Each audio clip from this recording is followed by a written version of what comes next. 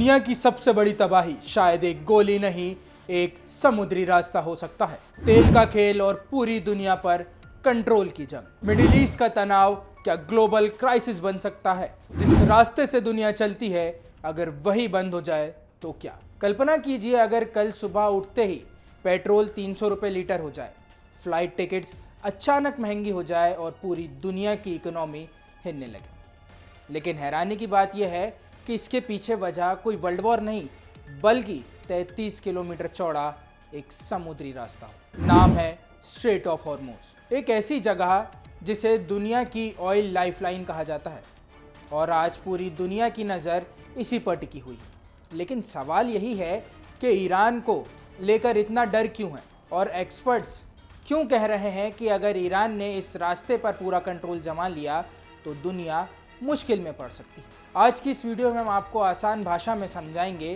Straight of Hormuz आखिर है क्या, इसकी इतनी इंपॉर्टेंस क्यों है, ईरान को लेकर डर क्या है और अगर ये रास्ता बंद हुआ तो दुनिया पर क्या असर पड़ सकता है। सबसे पहले समझते हैं कि स्ट्रेट ऑफ हॉर्मुज आखिर है। ये एक समुद्री रास्ता है जो पर्शियन गुल्फ को अरेबियन सी से जोड़ता है, यानी मिडिल ईस्ट के तेल लाने वाले देशों से निकलने वाला ऑयल दुनिया तक पहुंचाने का मेन रूट।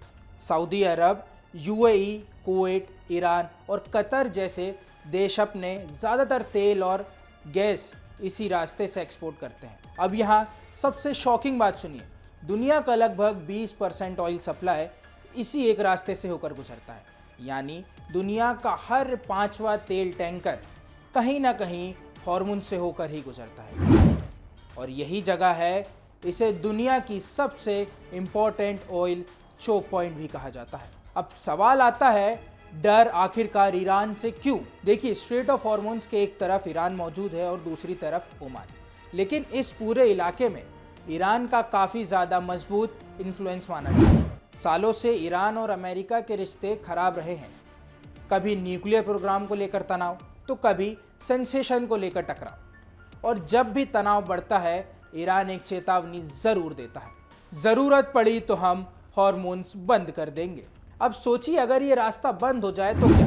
ऑयल टैंकर रुक जाएगा, ग्लोबल ऑयल सप्लाई प्रभावित हो सकती है और क्रूड ऑयल की कीमतें तेज़ी से बढ़ सकती हैं। यानी अगर सिर्फ मिडिल ईस्ट तक सीमित नहीं रहे तो भारत, चीन, जापान और यूरोप हर देश प्रभावित होगा। अब समझते हैं दुनिया क्यों है टेंशन में। दुनिया इतनी ज़्यादा टेंशन में क्यों आ जाती है? दरअसल दुनिया की इकोनॉमी अभी भी कहीं ना कहीं ऑयल पर ही निर्भर है।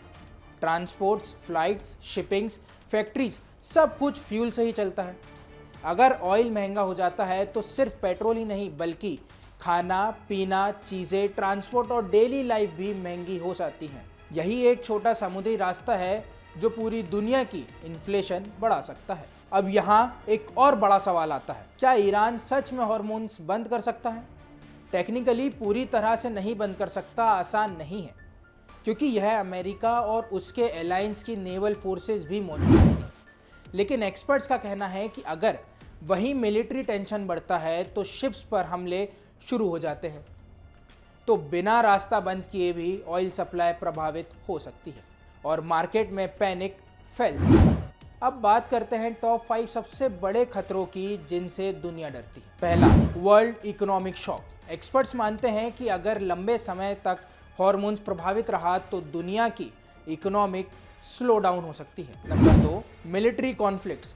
अगर अमेरिका और ईरान आमने सामने आया तो मिडिल ईस्ट में युद्ध भी हो सकता है। Number 3, supply chain crisis. Shipping रुकने से दुनिया भर के सामान की सप्लाई प्रभावित हो सकती है। Number 4, global inflation. महंगा होने का असर पूरी इकोनॉमी पर पड़ सकता है। 5वां, ऑयल प्राइसेस एक्सप्लोशन। अगर हॉर्मोन्स से संकट बढ़ा तो क्रूड ऑयल अचानक बहुत महंगा हो सकता है।